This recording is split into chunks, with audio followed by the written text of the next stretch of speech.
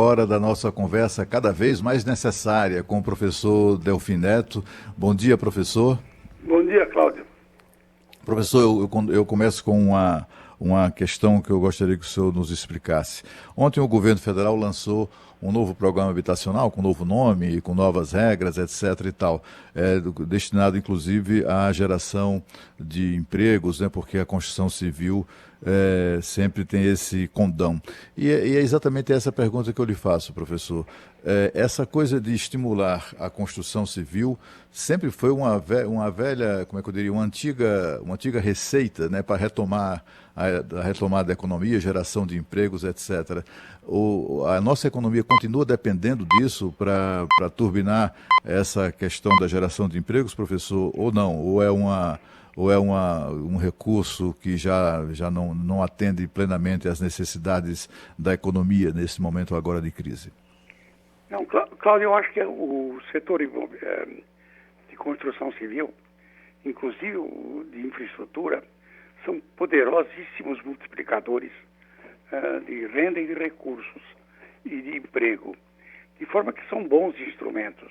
No caso dessa nova mudança, a Casa Verde e Amarela agora, em lugar do Minha Casa Minha Vida, é a continuação daquele processo, talvez um pouquinho melhorado, aprenderam com algumas coisas, e basicamente destinado, você tem o grande ênfase ao Nordeste. Na verdade, ele cumpre dois papéis, eu acho. Gerar emprego, que é uma boa coisa e tudo, mas praticamente ele está dirigido a um problema político, que é o fortalecimento do presidente Bolsonaro numa eventual reeleição no Nordeste. Ele está ocupando, na verdade, o lugar que era ocupado pelo Lula, com esses programas, mais os outros programas de renda básica que ele está introduzindo.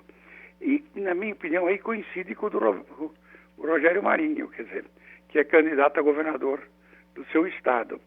De forma que você tem aí um programa que é bom, eu acho que é gerador de emprego, tem um multiplicador importante, mas cumpre também um papel político muito sério, que é o de criar condições para fortalecer a eleição do Rogério Marinho no seu estado, o que, na minha opinião, é muito bom.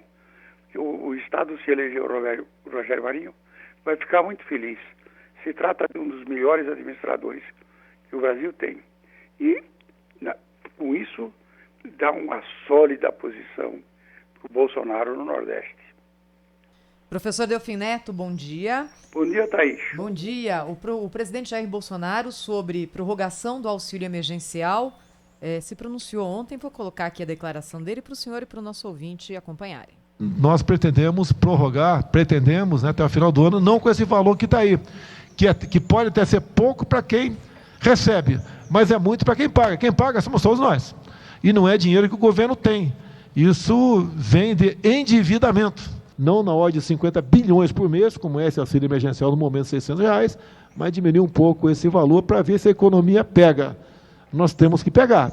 A economia tem que pegar. Então, o que a gente tem de concreto daqui, não é, professor? Vai até o fim do ano, o auxílio emergencial... Eu estou te ouvindo muito mal, hein? Ixi, de novo, professor? Estou te ouvindo muito mal. Tá. Será que melhorou agora? Melhorou um pouquinho, sim. Tá bom. Professor, o que disse o presidente Jair Bolsonaro? Que o auxílio vai? A gente tem de concreto até agora. O auxílio até o fim do ano com um valor menor. O senhor acha que essa é a melhor medida mesmo para ser adotada em relação ao auxílio emergencial? Na verdade, Raiz, ele não tem como, não há condição política para você deixar de criar um programa de renda mínima que sustente as pessoas nesse programa durante algum tempo, mas que ao mesmo tempo estimule essas pessoas se prepararem, se educarem, treinarem para sair do programa. Ele está fazendo aquilo que tem que caber isso dentro do orçamento, né, Thaís?